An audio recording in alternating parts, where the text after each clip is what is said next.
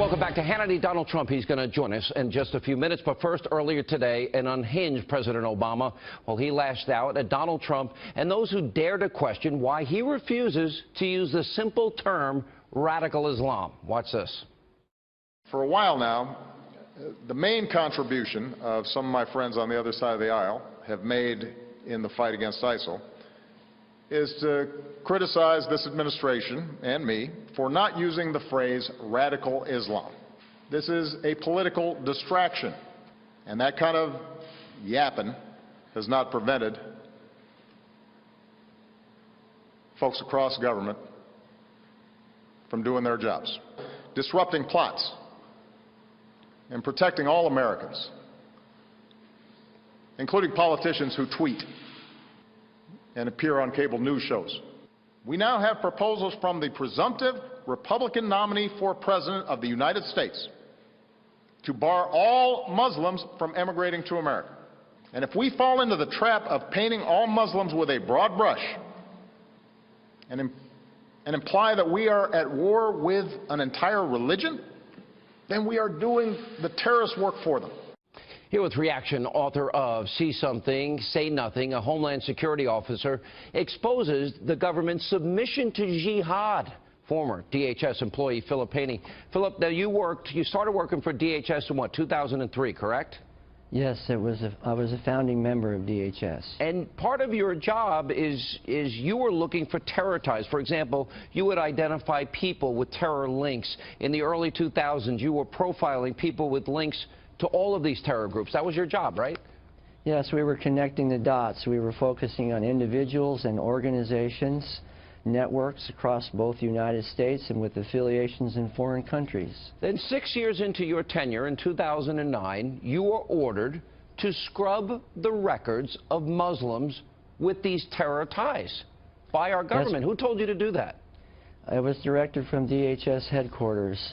It's important to keep in mind that that was 1 year after the November 2008 Holy Land Foundation trial, the largest terror trial in American history, that irrefutably proved that these individuals from the Muslim Brotherhood front groups were in direct financial support of Hamas.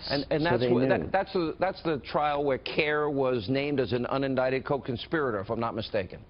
As along with Islamic Society of North America and the North American Islamic Trust, three major groups. Okay, so you were doing your job, identifying individuals, you built up a computer database, Obama becomes president, you were literally ordered to scrub the names of Muslims with terror ties that you had worked so hard to find.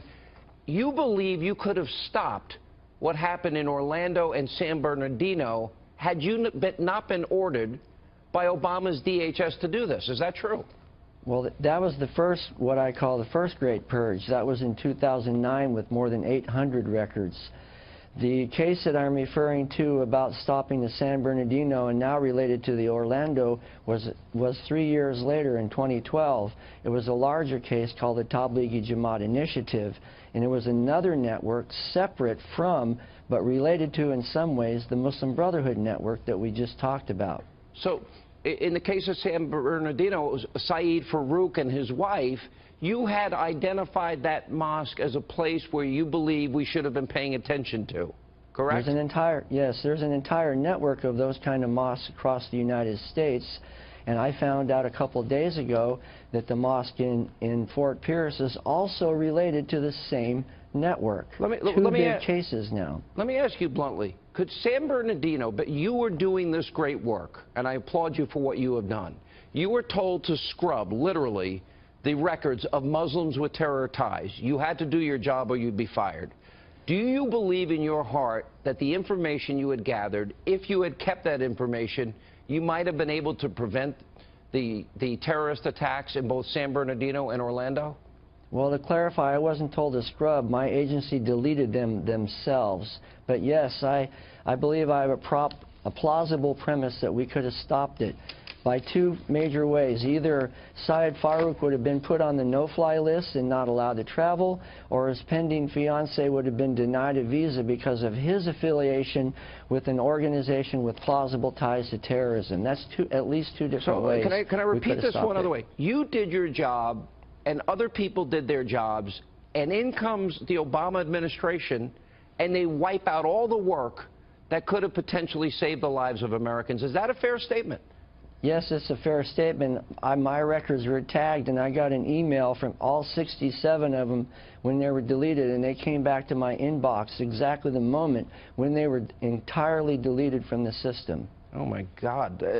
This is unconscionable. Phil Hannity, thank you for telling the truth and speaking out. We appreciate it. You're welcome. It shocks the conscience.